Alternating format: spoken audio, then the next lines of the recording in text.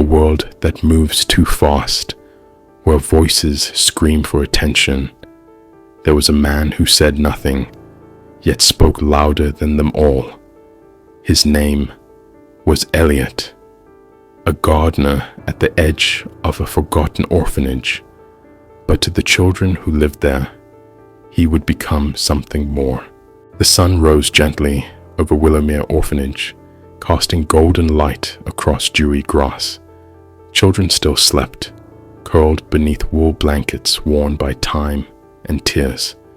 But outside, long before breakfast or chores, he was already at work. Elliot, gray-bearded, hunched, always wrapped in an earth-colored coat that smelled of soil and pine. He never spoke, not once. No greetings, no scolding, no humming, just the steady rhythm of his spade.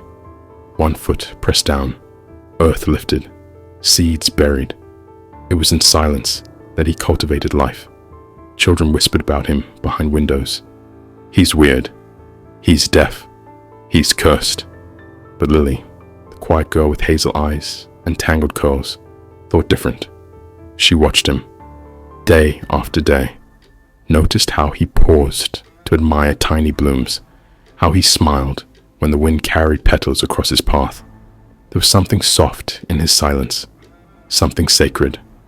And though he never looked up, somehow, Elliot always knew she was watching.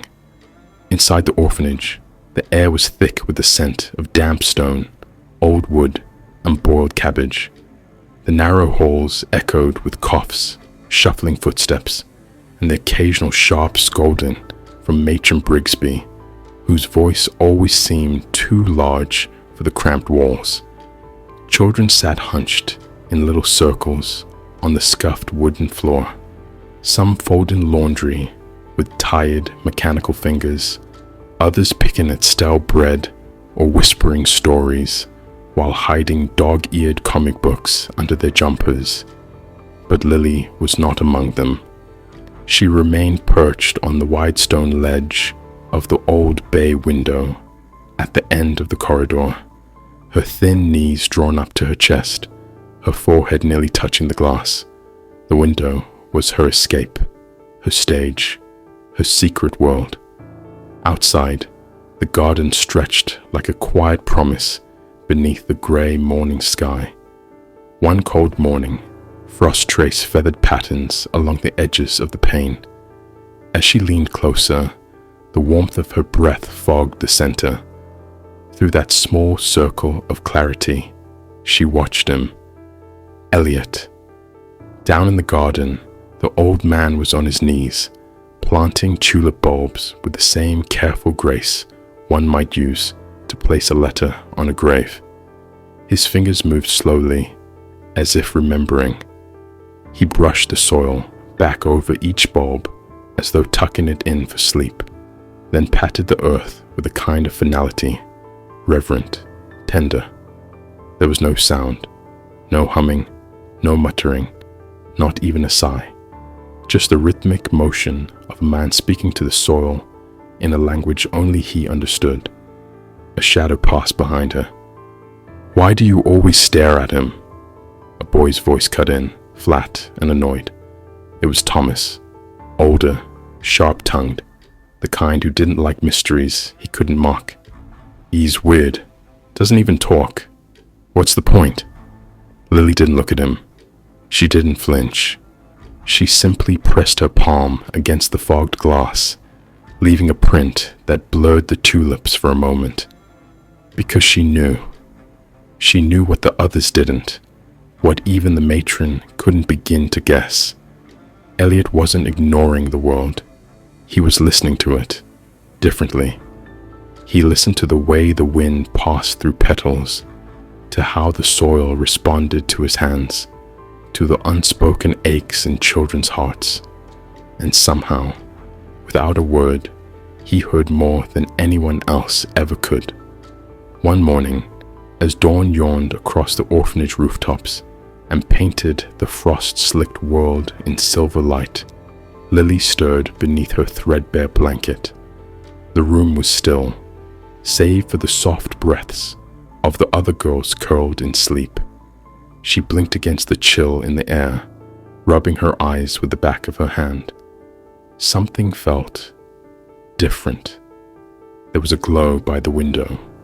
She sat up slowly, the floorboards cold against her bare feet as she padded over to the frosty panes. And there, set like a secret waiting to be found, was a small glass jar on the stone sill. Inside it, a rose. Not just any rose. A perfect red one, deep crimson, with velvety petals that seemed impossibly alive but against the starkness of winter. No cracks in the glass, no tag, no ribbon, no note. Nothing to explain how it had come to be there. Only the flower, waiting in its quiet brilliance. Lily reached out with hesitant fingers. The jar was cool, but the rose inside still held a whisper of warmth, as if it had only just been picked. She cradled it in both hands, staring at the bloom with wide, disbelieving eyes. In a world that so often gave her crumbs and silence, this was something whole, something beautiful. She glanced over her shoulder, then back out the window, heart thudding. Below, in the garden's far corner, Elliot was already at work. His movements were slow and steady, knees in the dirt, fingers pressing violet seedlings into the thawing soil. His coat was worn, his hat pulled low, but he moved with that same sacred grace she'd watched 100 times before. Then he paused. As if he felt her gaze, he looked up. Their eyes met through the morning mist. He didn't smile. He didn't wave. He simply gave her a single, deliberate nod, a gesture full of meaning, of intention. And then, as gently as before, he turned back to the violets. Lily stood frozen, jar in hand, breath catching in her throat. The cold no longer bit at her skin. The silence in the room no longer felt empty, for in that one quiet gesture, a seed had been planted, one that no frost could kill. That was the moment silence became trust. It wasn't the lost bouquet. A week after the red rose, another appeared. This time, a single daffodil, nestled in a chipped teacup, bright and hopeful, like a sunbeam that had forgotten it was winter. Lily found it just as the morning bell rang for breakfast. No note, no sound, only the flower, its yellow trumpet standing proud. And then the week after that, a delicate bluebell lay gently on the sill like a whisper. Its stem was wrapped in twine, the ends fraying like the edges of a story not yet told. Then came a sprig of lavender, bundled in twine, its calming scent lingering even after the jar had been moved. Each flower arrived at dawn, always placed with care, always wordless, and always unmistakably from him. Elliot. He never looked up when she peered through the window, never waved, but somehow she knew. These weren't random blooms, these were messages, small silent gestures that said, "I see you. You matter." Curiosity bloomed within her, wild and urgent. One rainy afternoon, Lily stole up the creaky stairs to the attic, a forbidden space layered in dust and cobwebs. She searched through old trunks and mildewed boxes until, beneath a stack of yellowing hymnals, she found it. A thick, worn book titled The Language of Flowers. The cover was cracked leather, the pages brittle and stained with time. She opened it reverently, as if it held secrets. It did. She learned that daffodils meant new beginnings, that bluebells whispered kindness, that lavender was for calm and devotion. Her heart raced with every page she turned. This was their secret language, hers and Elliot's, a code made not of words, but of petals and stems. Each bloom a sentence, each color a tone. She began keeping notes in a little notebook she hid under her mattress. She'd reread their conversations before bed like letters from an invisible friend. And then one morning, Lily did something she never imagined she'd be brave enough to do. She answered back. She crept to the edge of the garden fence just before dawn, when the world was still washed in blue-gray light. Her heart pounded as she placed a single yellow rose at the base of the oak tree where Elliot often worked. Friendship. That's what it meant. She didn't wait to see if he found it. Didn't dare. But the next morning, when she drew back her curtains, her breath caught in her throat. There, nestled in a small pot of earth on her windowsill, was a marigold. Bold, golden orange, radiating light even under heavy clouds. She flipped quickly through her flower book, fingers trembling. Warmth. She clutched the jar to her chest, eyes filling with something too big for words. Elliot had heard her, understood her, answered her, and so it began. The conversation neither of them could speak aloud, a bond rooted in silence, blooming week by week. Where others saw old jars and garden trimmings, Lily saw something sacred: hope, trust, healing, and in every petal, a piece of their unspoken story. Spring arrived like a secret finally spoken. It crept into Willowmere with soft rains and golden mornings, brushing away the brittle breath of winter and waking even the oldest trees with trembling buds. The ivy along the stone walls grew greener, more daring. The cracked stone paths, once silent and bare, sprouted tufts of grass and eager dandelions between their seams. But the greatest change was in the children. Where once they had passed the garden with indifference or even disdain, they now lingered by the gate, curious. One by one, drawn by color, by scent, by the slow, quiet magic unfolding between earth and sky, they wandered in. Elliot never turned them away, never barked at muddy boots or clumsy hands. Instead, he simply handed them gloves, worn thin from use, pointed with soft precision to where the soil waited, demonstrated how to cradle a seedling, how to nestle it into the earth with care, not force. He would kneel beside them, not above them. His silence never felt like absence. It felt like space. Space to breathe, to belong. The transformation was nothing short of a miracle. Laughter returned to the yard, unforced and bright. Children chased butterflies between rows of petunias, built little stick fences for the marigolds, and took turns watering the sunflowers, which grew taller with every passing day. Shouts of joy mingled with the hum of bees and the rustle of leaves in warm breezes. The garden didn't just bloom, it sang. And Lily stood beside Elliot now, not just as a learner, but as a guide. She had become his voice in ways no one else could. She showed the younger children how to hold a trowel properly, how not to crush the roots when transplanting, how to listen, really listen, to the rhythm of the garden. Together, they named each flower: hope, courage, memory, forgiveness. They told stories through petals, through color and scent and gentle hands. Elliot would often place a flower in her hand after a day's work, nodding once before retreating to his shed. It became a ritual, a silent thank you, a passing of something invisible and sacred.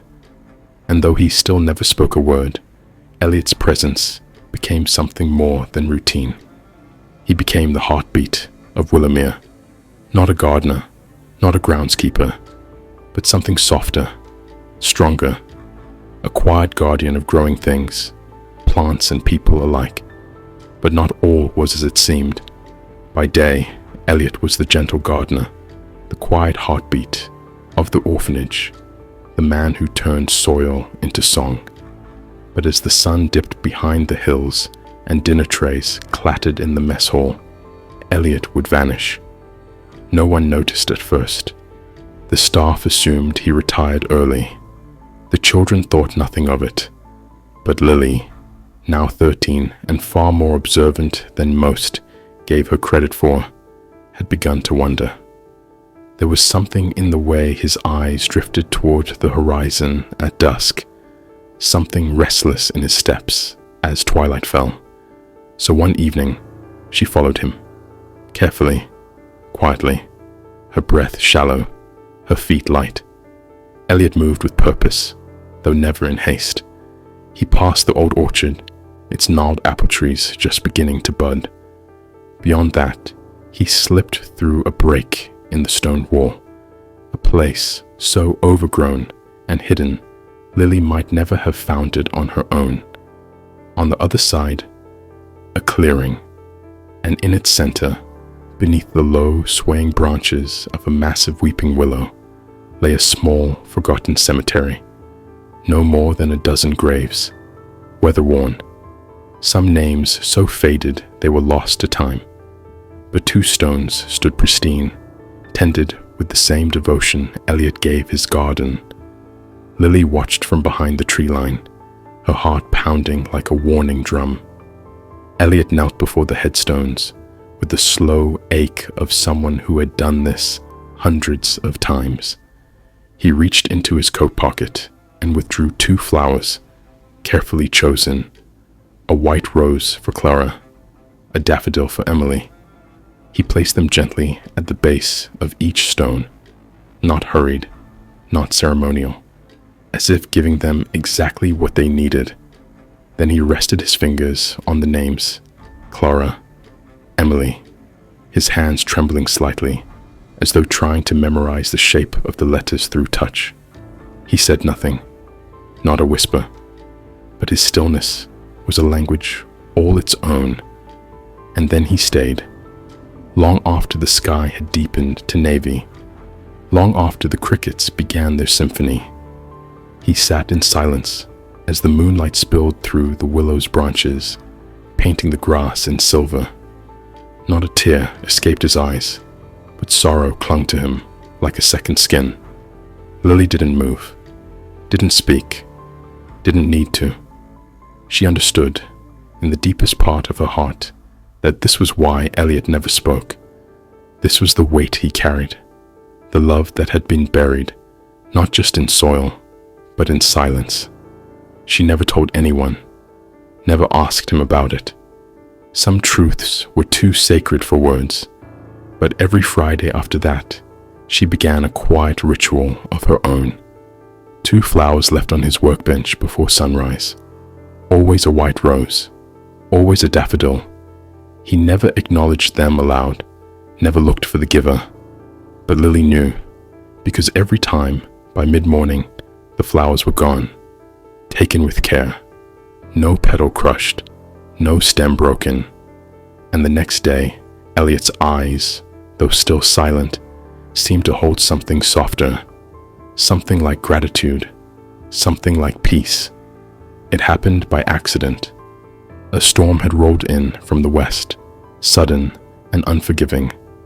Thunder growled low across the hills, and by afternoon, Willowmere was cloaked in wind and rain. The sky cracked with veins of lightning, and the old pipes inside the orphanage moaned with pressure. Children huddled indoors, playing cards by candlelight, or pressing their noses to rain-streaked windows. But Lily had left her book in the garden. She couldn't bear the thought of it soaking through, forgotten on the bench near the tulips. So she ran, coat half-buttoned, shoes splashing through puddles, hair whipped by the wind. She darted through the yard toward the tool shed. She yanked the door open just as a bolt of lightning split the sky. Inside, it was musty and dark. She slammed the door shut behind her, heart thudding. Rain hammered the tin roof, and for a moment, she just stood there, catching her breath, surrounded by the scent of earth and rusted iron. Then her eyes adjusted. The shed was more than tools and spare flower pots. In the far corner, partially hidden behind a cracked cabinet, was a wooden chest. Old, dusty. Its latch hung loose. She wasn't trying to pry, but the wind howled outside, and curiosity always bloomed in her when the world stood still. She crouched down and lifted the lid, and there it was. A small stack of drawings, delicate pencil sketches, each one softly smudged and full of care.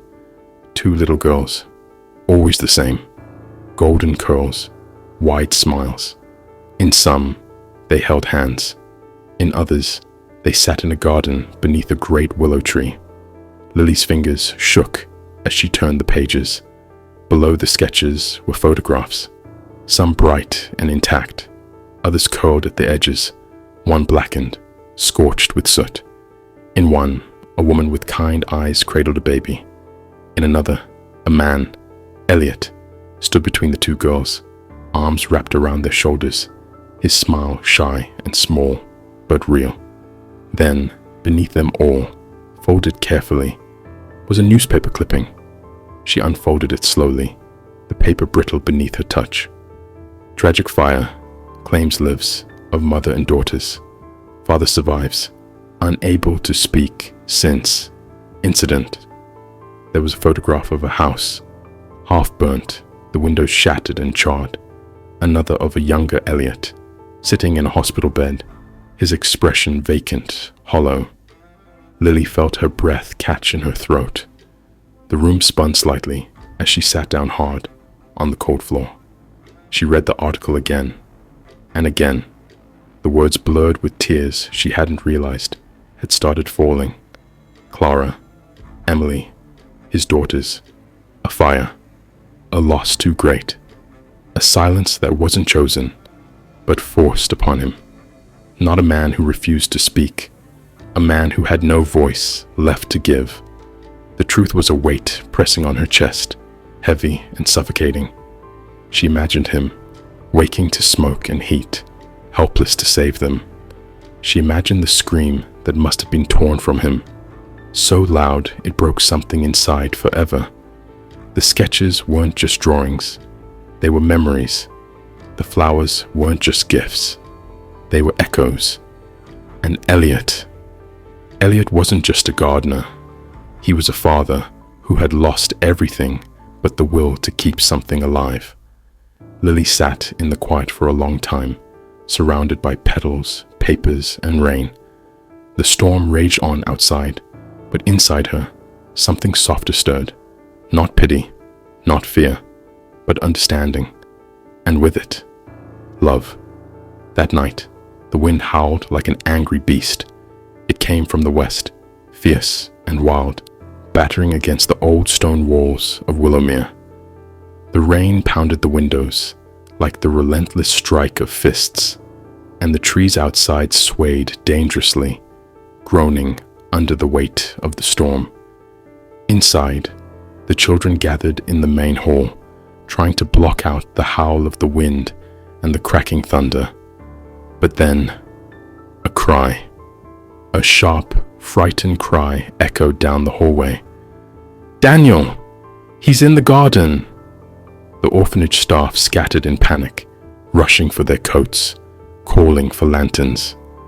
It was the youngest, Daniel, a toddler barely old enough to walk steady, who had wandered out, lost in the fury of the storm. Lily's heart stuttered.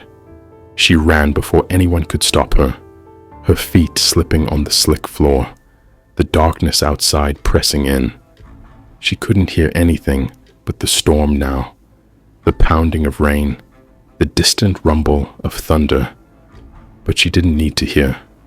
She knew where Daniel had gone, and she knew who would be there. Elliot. By the time she reached the garden, it was a blur of mud and flashes of lightning, trees bent under the wind, branches flailing like wild arms in the night.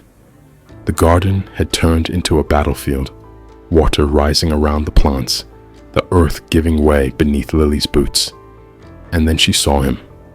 Elliot was already there, crouched low, arms extended, moving toward Daniel. The child, soaked to the bone and terrified, was crying in the middle of the garden, completely unaware of the danger around him. The wind screamed again, and a branch, a massive one, snapped above them, its jagged end hurtling toward Daniel. In an instant, Elliot was there. He didn't think, didn't hesitate. He threw his body over the child, shielding him from the blow. The heavy branch collided with Elliot's back, sending him crashing to the ground with a sickening thud. A strangled groan escaped his lips, and Lily could see the blood splatter in the rain. But Daniel was untouched. Lily froze for a moment, paralyzed by the sight. Her heart twisted in her chest as she ran to them, breathless and frantic, reaching for Elliot. But it was the staff that arrived next, shouting as they hurried to pull Elliot from the mud, murmuring urgent prayers under their breath. Daniel was taken away, frightened but unharmed, crying softly in the arms of Matron Brigsby. As they carried Elliot back to the infirmary, his body limp and his face pale, Lily's mind raced. She had never seen Elliot vulnerable, never seen him fall. The storm outside raged on, louder than ever, but inside the orphanage, all was quiet. Hours passed. The children stayed up late that night, too restless to sleep, and too aware of the tragedy that had unfolded in the garden. Some whispered quietly in corners, afraid to disturb the stillness. Others, who had been too young to understand the danger earlier, now felt its weight. Lily sat by Elliot's side in the infirmary, her eyes red from the endless stream of tears. The doctor had left after tending to his injuries, broken arm, gash to the head, and had promised he would heal. But Elliot's body wasn't what worried her. It was his heart, his spirit, his silence, always so full of purpose and grace, seemed deeper now, more distant. She watched him for hours, waiting, hoping. Then just before dawn, his eyelids fluttered. Lily's breath caught in her throat. Slowly, gently, his eyes opened, faint and confused at first. But as they focused, they saw her. The children gathered quietly around him, faces peering in from the doorframe, faces softened with worry. It was a strange, almost sacred moment. No words were spoken, but the air was thick with unspoken gratitude and love. And then, from the corner of the room, a small hand emerged, holding something, a single daffodil. It was Daniel. His chubby fingers gripped the stem tightly, his wide eyes peering over the flower in his tiny hand. One by one, other children stepped forward, each one holding their own little gift, a lily, a daisy, a wildflower, all given in return for Elliot's sacrifice. Each bloom was carefully placed beside his bed, the petals bright and new, just like the love they shared. Elliot's eyes filled with something that hadn't been there before. It was more than just gratitude. It was an acknowledgement, a silent promise. His gaze flickered over each child, as though he could see them not just as orphans, but as something more, as family. And then, without a word, he reached out slowly with his uninjured hand and took the daffodil from Daniel's grip. He held it to his chest for a moment, breathing in its scent. A smile, faint but real, stretched across his face. It was a small, quiet thing, but in that moment, it said everything. For 2 weeks, Elliot lay still. The infirmary, usually echoing with quiet groans and rustling sheets, had taken on a reverent hush. The children tiptoed in and out, some too shy to approach, others content to leave small gifts on the bedside table, drawings of violets, clumsily tied flower bracelets, even one lopsided clay bird from Daniel. Lily stayed closest. She checked his water, changed his pillow, read to him from the old flower book in the attic, even if he dozed off halfway through. But more than anything, she watched the window, because outside, something was happening. The garden had not wilted in Elliot's absence. It had bloomed. At first, it started with Lily. Armed with gloves too big for her hands and a shovel nearly as tall as she was, she began clearing debris from the storm. Fallen branches, broken stems, muddy pathways. It was slow work, but she remembered how Elliot had taught her to be gentle, to listen. Soon, others joined in. Daniel waddled behind her with a tiny watering can. 2 older boys repaired the broken trellis. Even Matron Brigsby, after pretending to grumble about the mess, brought down a box of old paint. The children, some who'd once ignored the garden, others who had never dared to step inside, found themselves drawn to the space Elliot had loved. Not because they had to, because they wanted to. They painted signs with names for each flower bed: hope, grace, home. They reseeded what had been washed away and tended what remained with patient, loving hands. Tin cans were strung on strings, filled with pebbles and beads, little wind chimes that clinked with every breeze. The brick wall behind the garden became a canvas of color. With bright sidewalk chalk, they drew tulips and roses, sunflowers and violets. A little girl painted a small figure in the corner, an old man with kind eyes and a sling. Elliot. The garden wasn't just restored, it was reborn by them. And then came the day. Sunlight poured across the grass like a golden ribbon.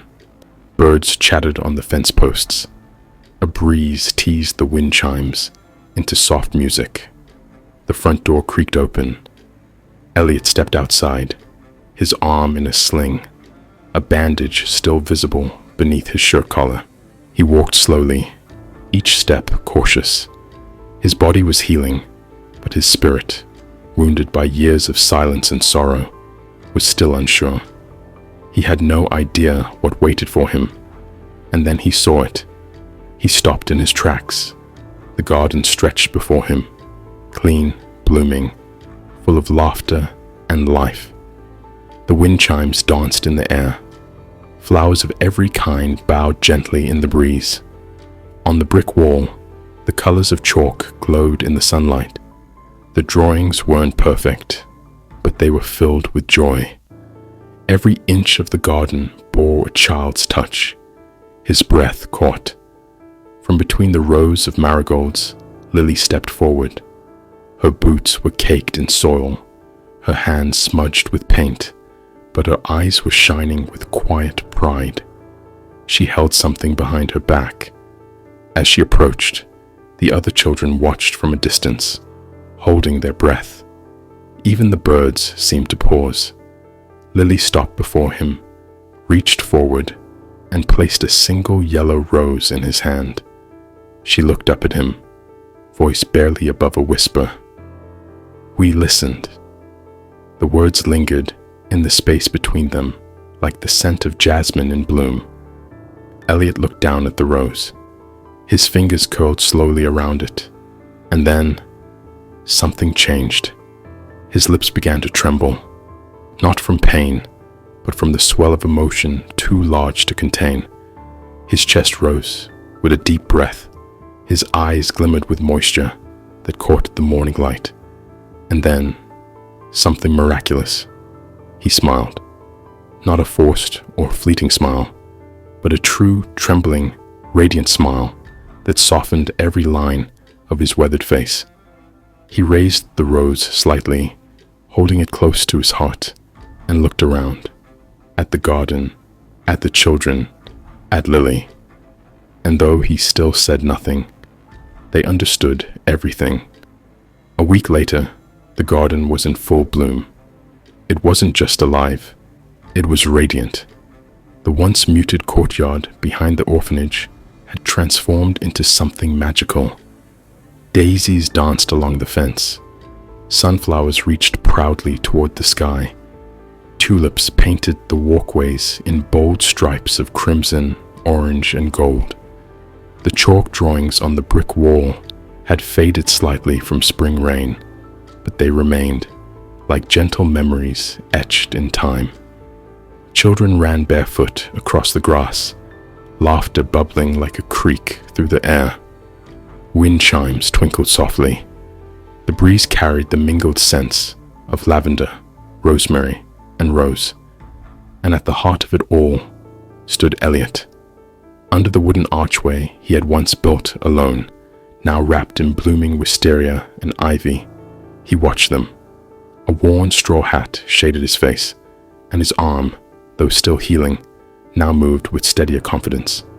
A faint smile traced his lips, warm, content, alive.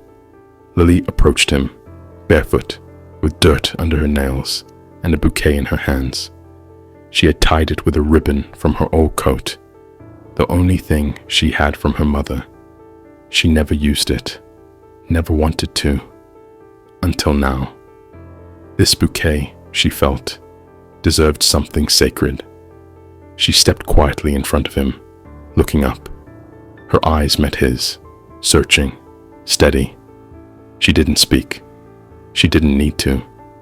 He took the bouquet from her hands with the same care he gave to every flower he ever planted, slowly, gently, as if it were made of light. He looked at it, a mixture of lilies, violets, and marigolds, each one carefully chosen. And then it happened.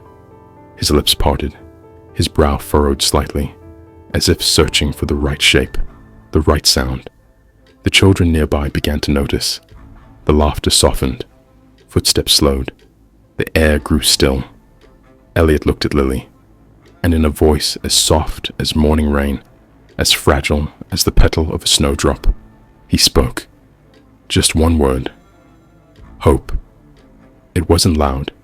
It wasn't perfect. His voice cracked around the edges, unused and unfamiliar.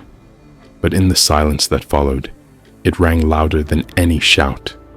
It echoed through the garden, through every child's chest, through the walls of the orphanage itself. The words settled into the earth like a seed, one they all felt bloom inside them. For a long, breathless moment, no one moved. Then Daniel giggled. A little girl clapped. Matron Brigsby, peering from the back window, dabbed her eyes with the corner of her apron. And Lily smiled so widely it hurt, because in that single word, there was more than just sound. There was healing. There was memory.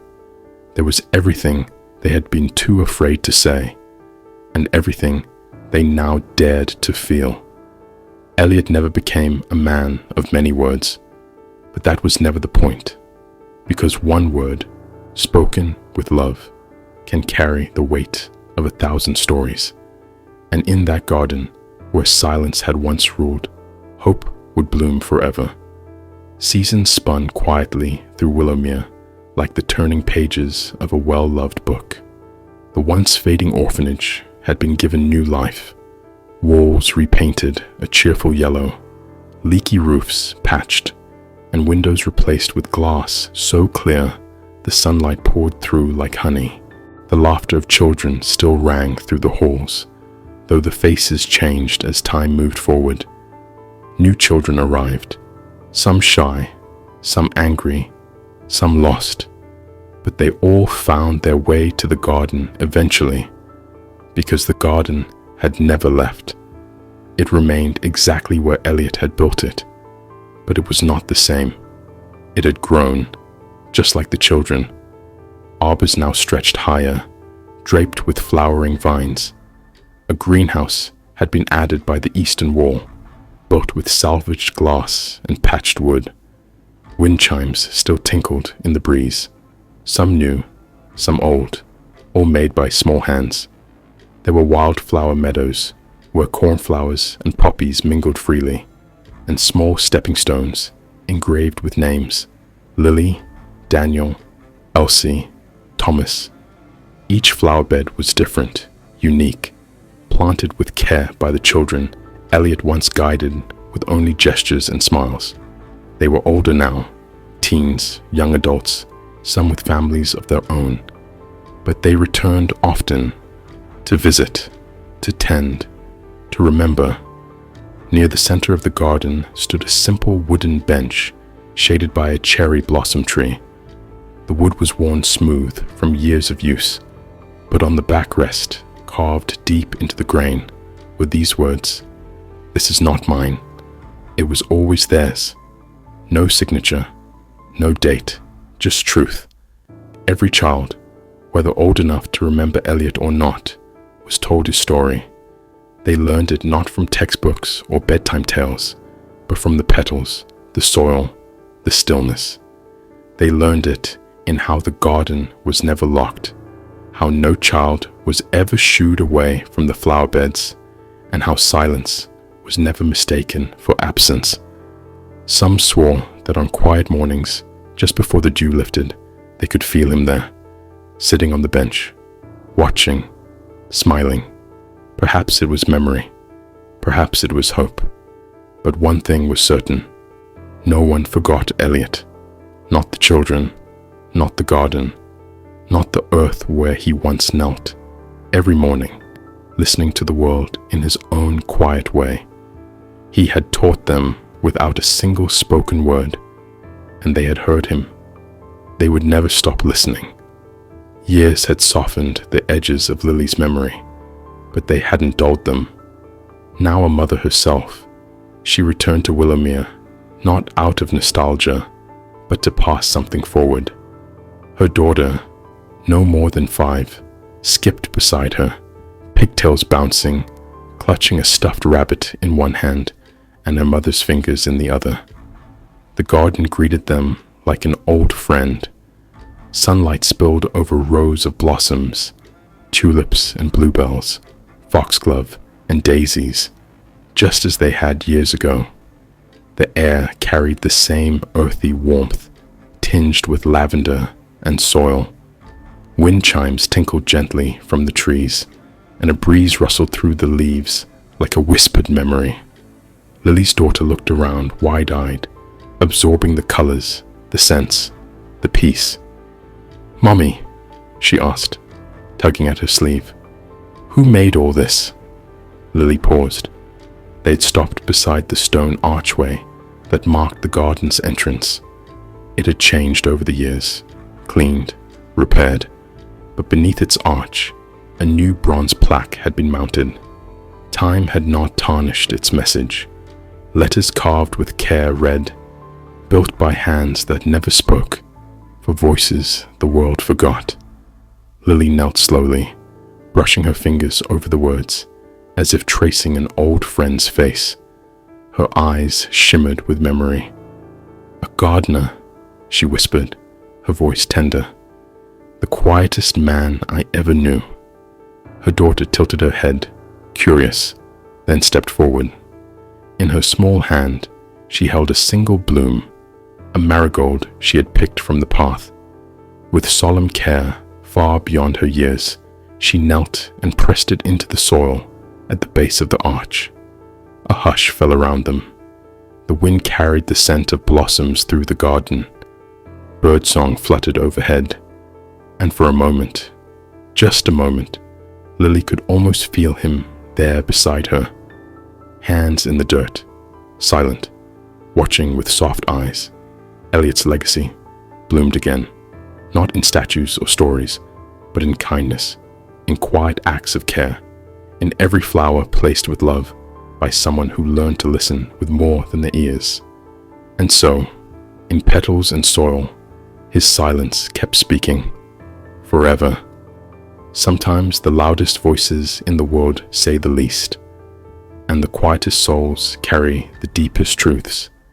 Elliot never needed words to teach compassion, to sow joy, or to heal broken hearts.